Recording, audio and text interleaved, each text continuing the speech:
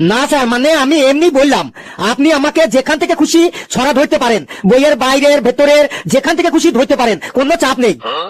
আমাদের ক্লাসের বইয়ের ভেতরের ছড়াই বলতে পারিস না, আবার বইয়ের বাইরের থেকে কি বলবি রে? আই ক্যান ডু এভরিথিং, এই ফেল্লু এখন সবই পারে, বুঝলি কালু? স্যার বলুন তাহলে কোন ছড়াটা বলতে হবে বলুন।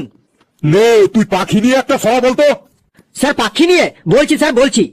পৃথিবীতে বাস করে হরেক রকম পাখি, তার মধ্যে বলতে কথা পারে তোতা পাখি। তোতা পাখি নিয়ে কথা বলতে গেলে ভাই কবিগুরুর ছড়াটা মনে পড়ে যায়। আতা গাছে তোতা পাখি, ডালিম গাছে মৌ, হিরে দাদার মরমরে থান, ঠাকুর দাদার বউ। বাহ, পাখি নিয়ে ওকে ছড়া বলতে বললাম আর ও কবিগুরুর ছড়াটা দিয়ে সুন্দরভাবে মেকআপ দিয়ে দিল। বাহ ফেলু, বাহ, সুন্দর বলেছিস। বলতো আর কোন কোন ছড়া জানিস? আমি তো স্যার প্রথমেই বলেছি, আপনি আপনার ইচ্ছে মতো ধরুন, আমি ঠিক বলে দেবো। ফেলু রে, কনফিডেন্স ভালো, কিন্তু ওভার কনফিডেন্স ভালো না। এটা তো ঠিক মিলিয়ে দিলি, পরের গুলো কি করবি রে? আমার কনফিডেন্স নিয়ে তোর ভাবতে হবে না, তুই চুপচাপ বসে শুনে যা। স্যার বলুন এবার কোন ছড়াটা বলবো? পূর্ব আকাশে সকালে কি ওঠে বলতো? স্যার পূর্ব আকাশে সকালে সূর্য ওঠে। নে ওই সূর্য নিয়েই একটা ছড়া বলতো। স্যার সূর্যকে নিয়ে ছড়া বলছি। সব শক্তির উৎস সূর্য, সূর্যের কত জাদু, আবার গ্রহণের সময় সূর্যকে রাহুতে খায় বলতেন আমার দাদু। এই দাদু মানে ঠাকুর দাদা বলছি আমি ভাই। ঠাকুর দাদাকে নিয়ে বলতে গেলে কবিগুরুর একটি ছড়া মনে পড়ে যায়। আতা গাছে তোতা পাখি, ডালিম গাছে মৌ, হিরে দাদার মরমরে থান, ঠাকুর দাদার বউ। স্যার কেমন লাগলো কবিতাটা? বুঝেছি বুঝেছি, ওই হাবলু প্রথমে এই কবিতাটা বলেছে আর তখনই এই বেটা মুখস্থ করে নিয়েছে। আজ এই কবিতাটা দিয়েই ও সব কবিতা মেকআপ দিয়ে ছাড়াবে। আমিও ছাড়ার পাত্র নই, ওকে আজ আমি নাজেহাল করে ছাড়বো। স্যার কিছু বললেন? না না, তোকে আমি কিছু বলিনি। না মানে আপনার মুখটা নড়ছে তো, তাই ভাবছি কিছু বলছেন হয়তো। আর কোনো ছড়া বলতে হবে বলুন।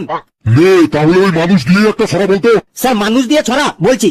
স্যার পৃথিবী জুড়ে হরেক মানুষ, এই মানুষ চেনা খুবই শক্ত। এই মানুষের দেহে হাড় আছে, আছে অনেক রক্ত। এই রক্তের মধ্যে কারো যদি হিমোগ্লোবিন কমে যায়, হিমোগ্লোবিনটা বেড়ে যাবে যদি সে ডালিম ফল খায়।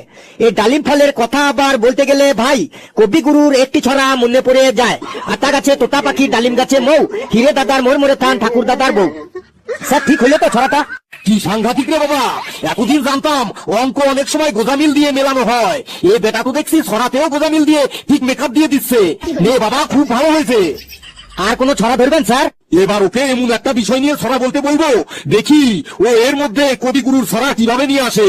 নে বাবা, তুই আবার সর্দি কাশি নিয়ে একটা ছড়া বলতো দেখি। এবার মনে হয় তুই জব্দ হয়ে গেলি রে ফেলু। সর্দি কাশির মধ্যে তুই কবিগুরুর ছড়া কিভাবে নিয়ে আসবি রে? পৃথিবীতে এমন কোন জাল নেই যে সেই জালে ফেলুকে ফাঁসাবে। তুই চুপচাপ মুখ বন্ধ করে শুনে যা। স্যার সর্দি কাশি নিয়ে ছড়া বলছি। তুলসী পাতা আর মধু যদি রোজ সকালে খেলে, সর্দি কাশি যার হবে তার সব যাবে চলে। তুলসী পাতা বাড়িতে থাকে আর মধু থাকে মৌচাকে, তুলসী মধু এক করে খাওয়াবে সর্দি কাশি যার তাকে। এই মৌচাকের কথা আবার বলতে গেলে ভাই বিশ্বকবির একটি ছড়া মনে পড়ে যায়। আতা গাছে তোতা পাখি, ডালিম গাছে মৌ, হিরে দাদার মরমরে থান, ঠাকুর দাদার বউ। বেশ বাবা বেশ, আমি বুঝে গেছি তুই বড় হয়ে একটা গোজামিলের কবি হবি। সকলে বস, আমি এবার আসি।